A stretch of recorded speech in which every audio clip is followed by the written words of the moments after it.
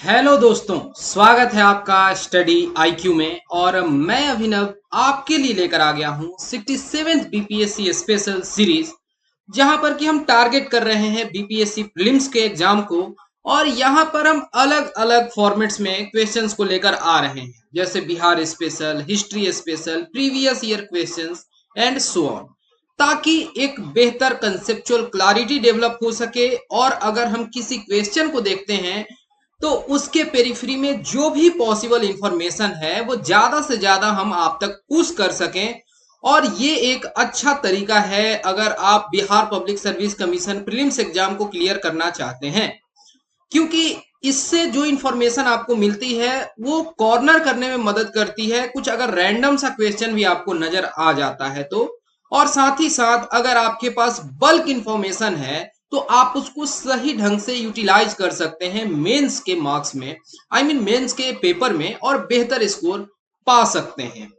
चलिए स्टार्ट करते हैं। और आज का हमारा पहला क्वेश्चन है बिहार स्पेशल सीरीज में कि बिहार का वो कौन सा डिस्ट्रिक्ट है जहां पर कि हाईएस्ट लिटरेसी रेट है। और यहाँ पर इस तरीके से ऑप्शंस दिए गए हैं: रोहतास, पटना, भोजपुर, गोपालगंज या ऑप्शन ई इनमें से कोई नहीं या एक से अधिक। अब ये जो क्वेश्चन है, इस क्वेश्चन का आंसर बस दे देना काफी नहीं है। इस क्वेश्चन से आपको सीख लेनी है कि हाईएस्ट अगर लिटरेसी रेट है तो इसमें और दो तरीके के सवाल हो सकते हैं: हाईएस्ट मेल लिटरेसी रेट, और दूसरा हो सकता है हाईएस्ट फीमेल लिटरेसी रेट। इसी तरीके से lowest literacy rate, lowest male, lowest female, Bihar का एवरेज लिटरेसी रेट। ये सब कुछ मैं एक्सपेक्ट करता हूं कि आप मुझे इंफॉर्मेशन देंगे। वैसे इस क्वेश्चन का सही जवाब जो है वो है option number A, Rohtas. Rohtas की जो लिटरेसी रेट है वो है 73.37% अप्रोक्स। और ये रोहतास की जो हेड क्वार्टर है वो सासाराम है। आबादी 2011 सेंसस के हिसाब से समझा जाए तो करीब 30 लाख, जो कि आने वाले सर्वे में काफी बढ़ के आपको नजर आने वाला है। और देखिए, जब रोहतास की बात आ रही है तो ये थोड़ा बहुत आपको इसलिए पता होना चाहिए क्योंकि ये इंडस्ट्रियल लोकेशन रहा है हिस्टोरिकली, और अभी भी इंपॉर्टेंट है सीमेंट फैक्ट्री के लिए। बंजारी का जो इलाका है, कल्याणपुर का जो क्षेत्र है, और वैसे पहले जो डालमिया नगर का क्षेत्र था डेहरी ऑनसोन के काफी करीब, वहां पर जो वनस्पति घी कहते हैं, वेजिटेबल ऑयल हो गया, पेपर फैक्ट्री, शुगर इंडस्ट्री, ये सब कुछ हुआ करते थे। धान के लिए एक मशहूर क्षेत्र है, और यहाँ पर बहुत सारे टूरिज्म से भी रिलेटेड जगह है। हिस्टोरिकली बहुत इंपॉर्टेंट प्लेस है, जैसे शेरशाह सूरी का मकबरा, या फिर रोहतासगढ़ किला हो गया, या फिर इंद्रपुरी डैम जो है उसको देखा जा सकता है। कैमूर की पहाड़ियां हो गई, यहाँ पर जो अलग अलग वाटरफॉल जैसे कि मांझर कुंड हो गया, तुतला भवानी हो गया, ये सब कुछ जिस पर गवर्नमेंट का काफी इफर्ट है कि इसको प्रमोट किया जाए, टूरिज्म को प्रमोट किया जाए। ओके, और यहाँ पर 6 रेशियो है 918। ओके, इतना इंफॉर्मेशन काफी है इस सवाल के लिए। अब हम आगे बढ़ते हैं, क्वेश्चन नंबर 2 पर चलते हैं। और आपके सामने ये रहा second question: Which of the following languages of Bihar uses Tirhut script? अब देखिए, हो सकता है इस क्वेश्चन को आप नहीं देखे हो, लेकिन फिर भी आप इसको कॉर्नर कर सकते हैं। आप यहाँ पर अपना थोड़ा आइडिया लगा सकते हैं कि वो कौन सा क्षेत्र होना चाहिए। जब आप बिहार को 9 डिविजन्स में बांट के देखते हैं तो आपको नॉर्थ बिहार में सारण डिवीजन के बाद यहाँ तिरहुत डिवीजन नजर आता है। तो इसी क्षेत्र में ये जो भी भाषा बोली जाती होगी, मोस्ट प्रोबेबली वो तिरहुत स्क्रिप्ट यूज करेगी, है ना। तो इस तरीके से आप लॉजिक से सोच के इसका सही जवाब दे सकते हैं कि इसका करेक्ट आंसर जो है वो है ऑप्शन नंबर बी, मैथिली, यानी मिथिला का जो क्षेत्र रहा है। वैसे तो वो मिथिलांचल अलग कहलाता है, दरभंगा डिवीजन हो गया, बट पूरा का पूरा जो ये क्षेत्र है, यहाँ पर जो भाषाएं बोली जा रही हैं वहां पर जो स्क्रिप्ट यूज होता है वो तिरहुत स्क्रिप्ट है। यानी कि ऐसा आप समझ गए कि केवल देवनागरी स्क्रिप्ट जो है वो बिहार में नहीं यूज होती है, लेखन शैली में मैथिली भाषा के लिए तिरहुत स्क्रिप्ट यूज होता है। ये भी बात आप किसी को बता सकते हैं। वैसे जब लैंग्वेज वगैरह के सवाल आएंगे तो यहाँ पर क्षेत्रों के हिसाब से बांट के लैंग्वेज को भी देखा जाता है। जैसे अंग के प्रदेश में अंगिका, संथाल का जो क्षेत्र है जो कि अब तो बिहार में नहीं है, मेजर जो क्षेत्र है वो झारखंड में जा चुका है, ये संथाली भाषा। मिथिला अंचल में मैथिली, भोजपुर और इसके इर्द गिर्द के क्षेत्रों में शाहाबाद जो पूरा का पूरा जो क्षेत्र हुआ करता था, यहाँ पर भोजपुरी बोली जाती है। अब भोजपुरी में भी जो हिस्सा चला गया है, झारखंड में छोटा नागपुर के क्षेत्र में नागपुरी भोजपुरी बोली जाती है, और यहाँ पर नॉर्थ बिहार में चंपारण के क्षेत्र में थोड़ी अलग हो जाती है। इस तरीके से चीजों को बांट के देखते हैं। मगध के क्षेत्र में मगधी भाषा बोली जाती है, इस तरीके से। तो और भी आपसे इस तरीके के सवाल पूछे जाएंगे। अब जो मैं तीसरा यहाँ पर क्वेश्चन लेकर आया हूं, ये बहुत आसान सवाल है और हर एक बिहार के व्यक्ति और भारत के व्यक्ति को ये तो मालूम ही है कि वो बिहार के कौन से विभूति हैं जिनको कि माउंटेन मैन कहा जाता है। इनके ऊपर एक मूवी भी बनी हुई थी। यहाँ ऑप्शंस भी देखने की जरूरत नहीं है, आप बहुत आसानी से बता देंगे कि करेक्ट आंसर जो है वो ऑप्शन नंबर ए है, दशरथ मांझी। लेकिन मेरा ये सवाल लाने का मकसद ये नहीं था। मैं आपसे ये क्वेश्चन साथ में पूछना चाह रहा हूं कि second mountain man of Bihar किसे कहा जाता है।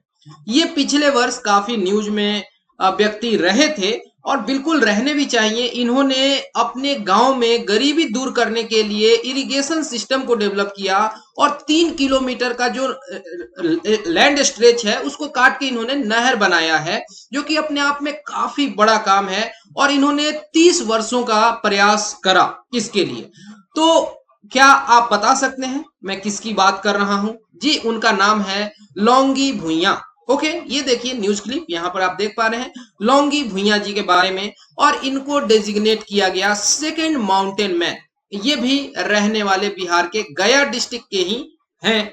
ओके, और इस तरीके से ANI ने कवरेज किया था, आप देख सकते हैं। A man has carved out a 3 km long canal to take rain water coming down from nearby hills to field in his village. और इनके गांव का नाम क्या हो गया? कोठियावा इन लथुरा एरिया ऑफ गया। खैर, गांव का नाम बहुत ज्यादा इंपॉर्टेंट नहीं है, लेकिन लौंगी भुइयां जी जो हैं ये बहुत इंपॉर्टेंट हो गए आने वाले एग्जाम्स के लिए, और आपको थोड़ा ये सब नाम जो है याद रखना चाहिए। ठीक, अब हम आगे चलते हैं क्वेश्चन नंबर 4 पर। आपको बताना है कि कितने मेंबर ऑफ पार्लियामेंट, सांसद जो हैं, जो कि रिप्रेजेंट करते हैं इंडिया के पार्लियामेंट में बिहार। अब ये जो सवाल पूछा जा रहा है, इस सवाल पूछे जाने का सीधा मतलब है कि आपको लोकसभा के मेंबर्स के बारे में बताना है, ना कि राज्यसभा। ऐसे क्वेश्चंस में आप कंफ्यूज हो जाएंगे कि यहाँ पर तो मेंबर ऑफ पार्लियामेंट लोकसभा के भी लोग कहलाते हैं और राज्यसभा के भी। हालांकि एक प्रीवियस ईयर क्वेश्चन में से सवाल है, तो क्या आप बता सकते हैं? तो यहाँ सही जवाब होगा ऑप्शन नंबर बी कि 40 व्यक्ति हैं बिहार के, 40 मेंबर ऑफ पार्लियामेंट हैं बिहार से, यानी लोकसभा में। राज्यसभा में टोटल कितनी सीटें हैं बिहार से? तो हो गई 16। इसी तरीके से विधानसभा में कितनी सीटें हैं? 243। क्या आप मुझे विधान परिषद की सीटें बता सकते हैं? या मैं अगर आपसे ये सवाल पूछूं कि विभाजन के पहले, यानी कि जब बिहार से झारखंड अलग नहीं हुआ था, तब टोटल कितनी सीटें हुआ करती थी हमारे विधानसभा में? इसी तरीके से अगर आपसे ये पूछा जाए कि बिहार में टोटल ब्लॉक कितने हैं, डेवलपमेंट ब्लॉक, तो 534। सब डिविजन्स की संख्या हो गई 101। डिवीजन जो है 9 है और 38 जिले हैं। पुलिस डिस्ट्रिक्ट्स की संख्या 40 है। और ऐसे क्वेश्चंस तो एकदम जबान पर रहने चाहिए।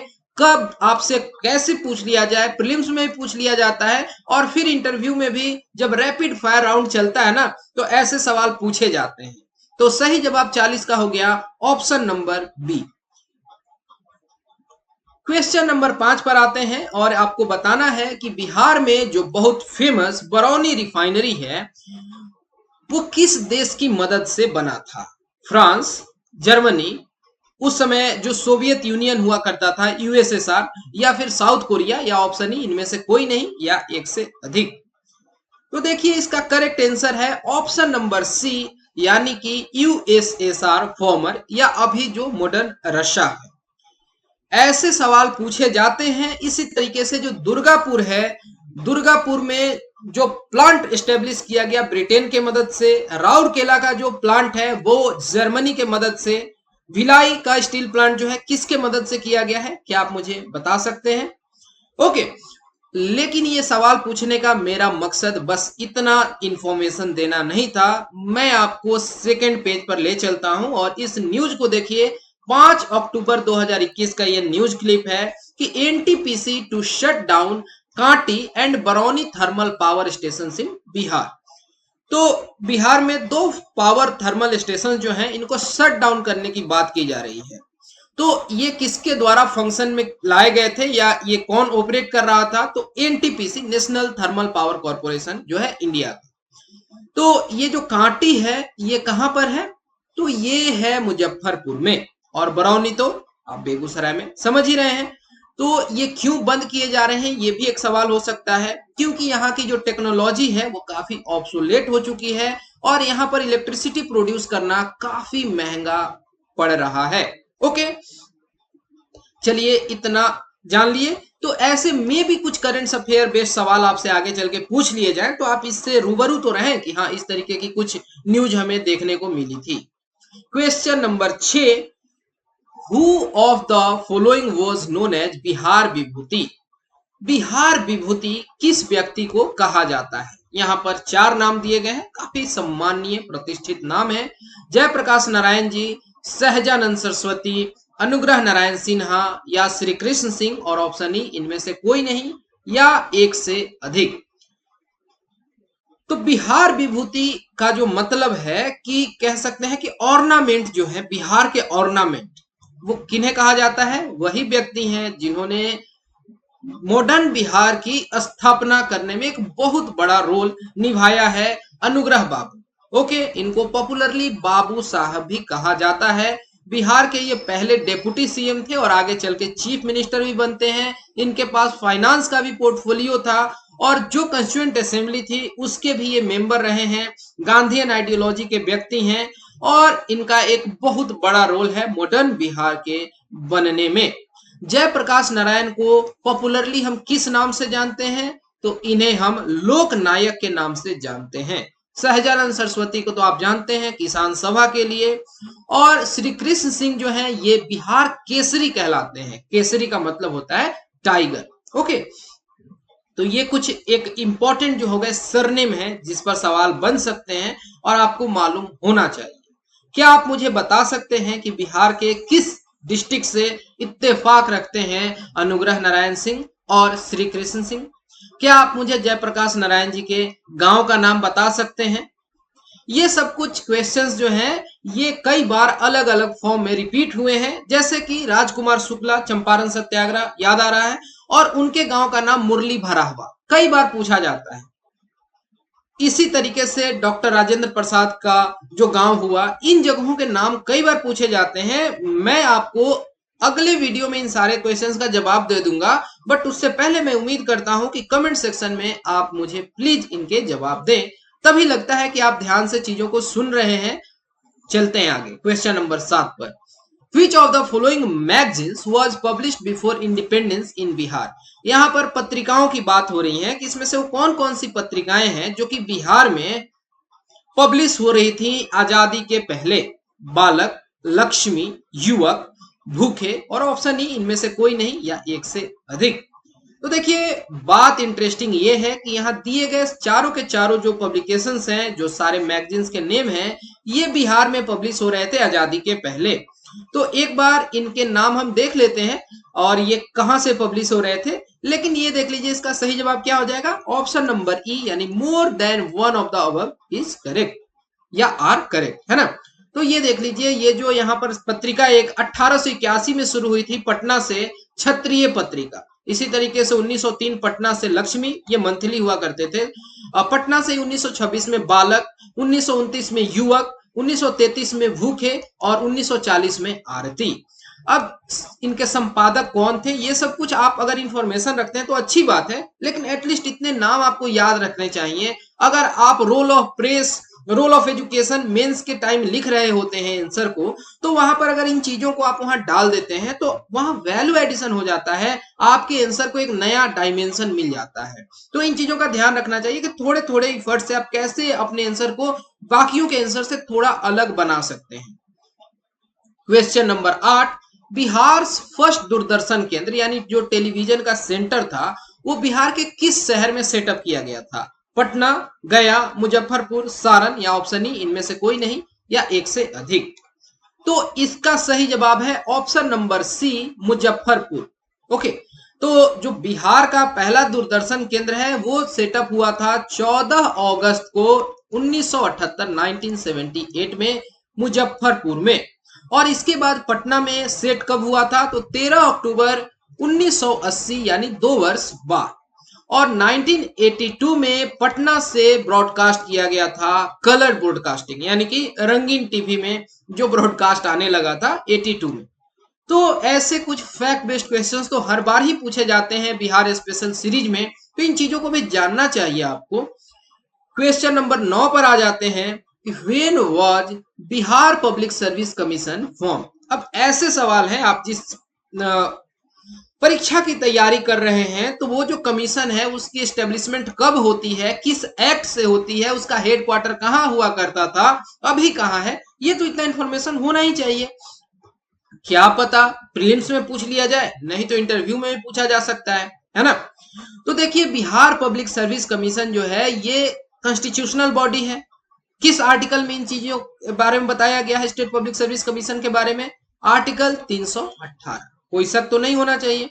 ओके, तो यहाँ पर चेयरमैन होते हैं और मेंबर्स होते हैं जो कि गवर्नर के द्वारा अपॉइंट किए जाते हैं।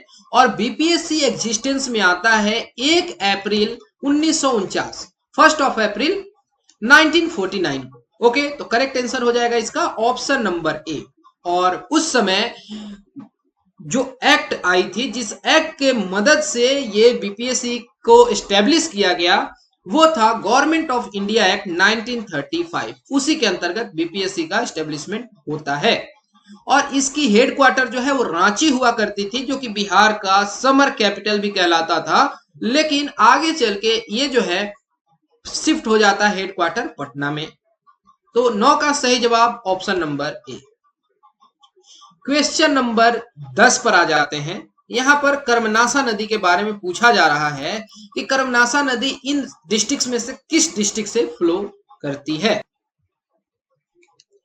देखिए, कई बार इसको कर्स्ड रिवर भी कहते हैं, यानी कि जिस नदी को बहुत अच्छा नहीं माना जाता है, अपवित्र माना जाता है। लेकिन अपने आप में ये थोड़ी अजीब बात है, जो नदी है जो इतने बड़े पॉपुलेशन को काटर करती है, जो इकोसिस्टम के लिए इतनी इंपॉर्टेंट है, वहां पर हम उसको कमर्शियली यूटिलाइज कर रहे हैं, बड़े बड़े उस पर यहाँ पर हम पावर प्लांट्स बनाते हैं, डैम्स बनाते हैं, वो कर्स्ड रिवर कैसे हो सकती है ना बात। नदी, झरना, जो भी गिफ्ट ऑफ नेचर है वो कर्स्ड तो नहीं हो सकता है इस तरीके से, जो कि इतने बड़े वे में ह्यूमैनिटी को सर्व करे। फिर भी इसके नाम में ही पता चल रहा है कि कर्म को नाशने वाली नदी, ऐसा इसका नाम है। तो ये बिहार के किस डिस्ट्रिक्ट को टच करती है? यहाँ जो ऑप्शंस दिए गए हैं वहां पर, तो इसका सही जवाब हो जाएगा option number B, Buxar. Karmanasa नदी जो है, अभी हम देखते हैं कि बक्सर में ये गंगा नदी में जाके मिल जाती है। ओके, चलते हैं, देखते हैं, अच्छे से समझते हैं। तो ये जो डिस्ट्रिक्ट है बक्सर का, इसको भी जानना जरूरी है। यहाँ आप देख रहे हैं ये बक्सर का क्षेत्र है। आप ये समझ पा रहे हैं, ये जो रिवर है ना, ये गंगा नदी है, और यहाँ पर ये जो नदी आके इसमें मिल रही है, ये है कर्मनासा रिवर। कर्मनासा रिवर की एक बहुत इंपॉर्टेंट ट्रिब्यूटरी है जिसका नाम है दुर्गावती। और दुर्गावती परियोजना जो है ये बहुत इंपॉर्टेंट है, और इस पर कई सारे आर्टिकल्स आ चुके हैं। आने वाले एग्जाम्स में भी आपके लिए बहुत इंपॉर्टेंट है। दुर्गावती जलाशय, ये सब कुछ आपसे सवाल पूछा जा सकता है। तो इस क्षेत्र को आपको समझना है। और ये भी जान लीजिए कि अगर आपसे ऐसा सवाल पूछा जाए कि 2 नदियों के नाम बताइए जो कि बिहार और उत्तर प्रदेश के बीच में बाउंड्री बनाने का काम करते हैं, तो यहाँ पे आप घाघरा नदी का नाम बता सकते हैं और यहाँ पर आप कर्मनासा नदी का नाम बता सकते हैं। ओके, चलिए आगे बढ़ते हैं, क्वेश्चन नंबर 11 पर चलते हैं। Which of the following has a stupa that date back to 200 to 700 AD? अब कोई एक स्तूप है। स्तूप आप जानते हैं कि बुद्धिज्म में खास स्थान रखता है, होल्ड करता है। एक स्तूपा जब है किसी जगह पर, तो उसको लेकर कई तरीके के जो आर्कियोलॉजिस्ट हैं उनकी अलग अलग धारणा होती है।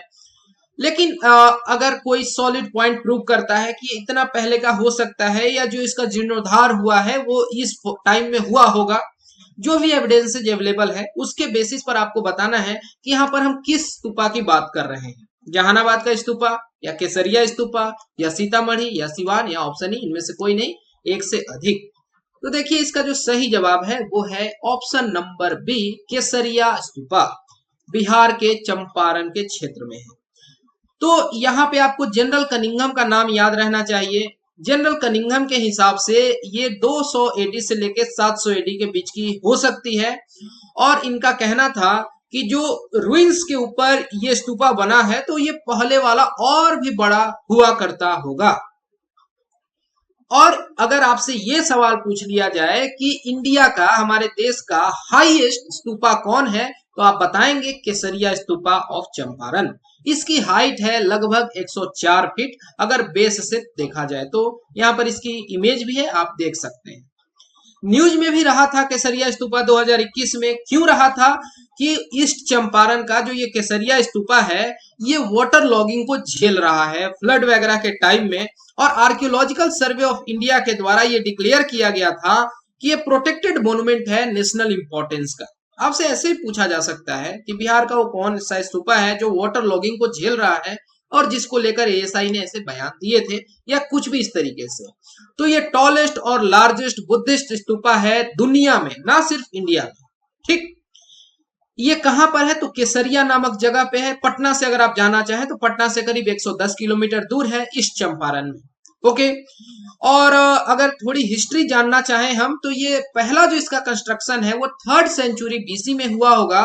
जो ओरिजिनल केसरिया स्तूपा है उसको माना जाता है कि अशोक के टाइम में बना होगा या उससे भी पहले का हो सकता है, क्योंकि ऐसे कुछ कुछ एविडेंसेज हैं जिससे पता चलता है कि ये गौतम बुद्ध के जीवन काल में ही ये इस जगह पर कुछ ना कुछ स्ट्रक्चर तो हुआ करता था। जो करंट स्तूपा है ये गुप्ता डायनेस्टी के समय में बनी हुई है, यानी 200 से लेकर 700 750 एडी के बीच में। और 4th सेंचुरी के जो राजा हैं जिनका नाम है राजा चक्रवर्ती, उनसे भी इस स्तूपा का इत्तेफाक रहा है। फॉरेन ट्रेवलर्स में वेन्सियांग और फाहियान के द्वारा केसरिया स्तूपा के बारे में विशेष इंफॉर्मेशन दी गई है, और यहाँ पर कुषाणों के समय के गोल्ड कॉइन्स भी मिले हैं। ये सब कुछ इंपॉर्टेंट है, थोड़ा बहुत याद रहना चाहिए क्योंकि बिहार से रिलेटेड है, न्यूज में भी रहा है, तो यही मकसद था इस क्वेश्चन को यहाँ इंसर्ट करने का। क्वेश्चन नंबर 12 वापिस से चंपारण से ही सवाल है कि गांधी जी की जो एक्सपेरिमेंट थी सत्याग्रह को लेकर, उन्होंने पहली एक्सपेरिमेंट इंडिया में चंपारण के क्षेत्र में की। वो कौन सा जगह था? आज का ईस्ट चंपारण या वेस्ट चंपारण या सिवान या सारण या ऑप्शन ई, इनमें से कोई नहीं। तो सिवान सारण तो होगा नहीं। अब यहाँ पर अगर आपसे ये सवाल पूछा गया है तो आपको बहुत प्रिसाइजली बताना होगा कि ईस्ट चंपारण या वेस्ट चंपारण, क्योंकि जब एक आप ऑल इंडिया पर्सपेक्टिव से पढ़ते हैं हिस्ट्री को तो कभी आप ध्यान नहीं देते हैं। जैसे कि ये इंडियन कल्चर वेबसाइट से मैंने जस्ट आपको इन्फॉर्मेशन दे दिया कि जो महात्मा गांधी हैं फाइनली अराइव करते हैं मोतिहारी में, जो कि हेड क्वार्टर हुआ करता था चंपारण डिस्ट्रिक्ट का, 15 अप्रैल 1917। तो देखिए अब यहाँ पर आप समझ सकते हैं कि अच्छा मोतिहारी की जब बात की जा रही है तो ये किस चंपारण की बात की जा रही है। ओके, तो ये आज का जो ईस्ट चंपारण है उसकी बात की जा रही है। ठीक है, तो इस तरीके से थोड़ा इंफॉर्मेशन होना चाहिए कि सबसे पहले गांधी जी पटना आते हैं, वहां से मुजफ्फरपुर जाते हैं और वहां से फिर चंपारण के क्षेत्र को जाते हैं। यहाँ पूरी की पूरी कहानी दी गई है, और बाद में गांधी जी मोतिहारी से बेतिया भी जाते हैं, ये यहाँ पर पूरा इंफॉर्मेशन दिया गया है। बट बात यह है कि वो मोतिहारी में स्ट्रगल करते हैं, सत्याग्रह करते हैं, ये इंपॉर्टेंट है। ओके, क्वेश्चन नंबर 13, फिरंगिया और बटोहिया दो बिहार की इंपॉर्टेंट रचनाएं हैं, ये किस भाषा में लिखी गई हैं? मगही, मैथिली, भोजपुरी, अंगिका या ऑप्शन ई, इनमें से कोई नहीं या एक से अधिक। तो मनोरंजन जी के द्वारा लिखी गई है फिरंगिया, और इसी के तर्ज पर बटोहिया जो है वो रघुवीर नारायण के द्वारा लिखी गई है। ये दोनों रचनाएं जो है ये भोजपुरी के हैं। तो 13 का सही जवाब हो गया ऑप्शन नंबर सी। इसी तरीके से विदेशिया जो कि बहुत इंपॉर्टेंट वर्क है भिखारी ठाकुर, और भिखारी ठाकुर को भोजपुरी के शेक्सपियर के रूप में भी जानते हैं। केदार मिश्रा की दो रचनाएं कैकई और ऋतुवंश, ये भी बहुत इंपॉर्टेंट है। तो यहाँ बिहार में जो अलग अलग लैंग्वेज की इंपॉर्टेंट लिटरेचर्स हैं उनके नाम आपको देख लेने होंगे। ये सवाल आपको इस तरफ इंगित करता है। क्वेश्चन नंबर 14, यहाँ पर बात की जा रही है गौतम महाकाव्य की। तो ये गौतम महाकाव्य, ये भी एक सवाल हो सकता है कि किस भाषा में लिखी गई है। तो ये मगधी या मगही भाषा में लिखी गई है। ये किसकी रचना है? यमुना पाठक की, या योगेश्वर सिंह की, या हरिहर पाठक की, या श्रीधर मिश्रा, या ऑप्शन ई इनमें से कोई नहीं, या एक से अधिक।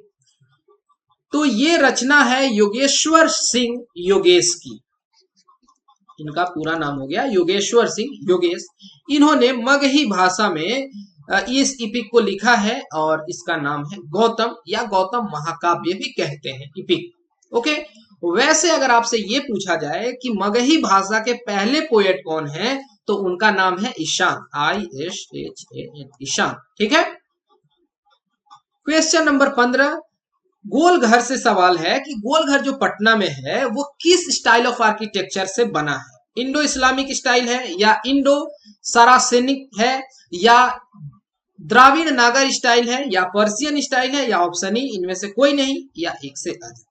काफी इजिली एलिमिनेशन मेथड से भी आप बता सकते हैं कि ये इंडो सार्शेनिक स्टाइल में ही बना हुआ है। बिहार के पटना में लोकेटेड है, जो कि एक बड़ा सा ग्रेनरी हुआ करता था, ग्रेन स्टोरेज करने के लिए बनाया गया था। क्या आप बता सकते हैं किस व्यक्ति के द्वारा बनवाया गया था? ओके, और ये बना हुआ ब्रिक और मोटार से है, इंडो सार्शेनिक आर्किटेक्चर स्टाइल में बना है। तो बिहार के पटना में बहुत सारे ऐसे आर्किटेक्चर्स हैं, जैसे कि ओल्ड चर्च हो गया, या फिर पटना कॉलेज का जो बिल्डिंग है, या फिर जो पटना कलेक्टेरिएट है। तो ये सब कुछ किस स्टाइल ऑफ आर्किटेक्चर में बने हैं, ये सब कुछ आप देख लीजिए, एक बार के लिए जानना बहुत जरूरी है। क्वेश्चन नंबर 16 पर आते हैं। यहां पर आपको बताना है कि बिहार का वो कौन सा शहर है जो कि सबसे इंपॉर्टेंट सेंटर है टिकुली पेंटिंग का। देखिए, टिकुली जो है ना, बिहार में भोजपुरी, मगही, इन भाषाओं में टिकली कहते हैं बिंदी को, जो कि महिलाएं अपने फोरहेड पर लगाती हैं। टीका से बना है ये वर्ड टिकुली। तो टिकुली पेंटिंग बहुत इंपॉर्टेंट है। जैसे ब्रोकन ग्लास के पीस वगैरह पर उन्हीं टिकलियों के मदद से इस तरीके से पेंटिंग बनाई जाती है। तो उसका सबसे इंपॉर्टेंट सेंटर कौन सा है? पटना, गया, भागलपुर, सासाराम, या ऑप्शन ई इनमें से कोई नहीं, या एक से अधिक। तो इसका सही जवाब है ऑप्शन नंबर ए, पटना। और जब बिहार टूरिज्म के वेबसाइट पर आप जाएंगे तो इतनी इंफॉर्मेशन दी गई है टिकुली आर्ट के बारे में कि टिकुली जो है एक तरीके की हैंड पेंटिंग है, जो कि इसका जो हिस्ट्री है वो करीब 800 वर्षों का है। और ये जो पेंटिंग है इसमें कई तरीके के मॉडर्न इवोल्यूशंस भी हुए हैं और बहुत अलग अलग मैनिफेस्टेशंस हैं, और इसका ओरिजिन बिहार के पटना से है। ठीक है, तो ये इंफॉर्मेशन थोड़ा आप रखें। और इस तरीके से जो भी, जैसे सुजनी कला वगैरह के बारे में, एम्ब्रॉयडरी के बारे में, जरी का वर्क बिहार में कहाँ किया जाता है, सिल्क पर वर्क कहाँ किया जाता है, ये सब कुछ इंफॉर्मेशन रखें। क्वेश्चन नंबर 17, विद्यापत डांस ये किस क्षेत्र में परफॉर्म किया जाता है? अब आप थोड़ा यहाँ पर अगर बेसिक नॉलेज अपना यूज करेंगे तो आपको पता चल रहा है कि ये जो विद्यापत नाम है, ये विद्यापति जी जो इतने महान कवि रहे हैं, इनके नाम से डिराइव्ड लग रहा है। तो इस क्षेत्र से आते थे। ये किस क्षेत्र से आते थे? तो मिथिला अंचल से आते थे। और विद्यापति जी का गांव का नाम विस्फी। तो उसी क्षेत्र में ये इस तरीके से काफी इंपॉर्टेंट डांस फॉर्म रहा होगा। अब देखिए, ये जो मिथिला का क्षेत्र है और जो पूर्णिया का क्षेत्र है, वहां पर ये विद्यापत डांस परफॉर्म किया जाता है। तो ऑप्शन ए सही जवाब होगा। और यहाँ पर जब ये डांस परफॉर्म किया जाता है तो विद्यापति जी के जो भी रचनाएं हैं वो उस समय गाई जाती हैं, पोएट्री को रिसाइट किया जाता है। और ये जो डांस फॉर्म है, आप मतलब समझ गए कि सिंगिंग के साथ अटैच्ड है, मिथिला के क्षेत्र में, पूर्णिया के क्षेत्र में पॉपुलर है। क्वेश्चन नंबर 18, मलमास मेला बिहार में बहुत इंपॉर्टेंट है। तो मलमास मेला कहाँ ऑर्गेनाइज होता है? गया में, नालंदा में, राजगीर में, पटना में, या ऑप्शन ई इनमें से कोई नहीं, या एक से अधिक।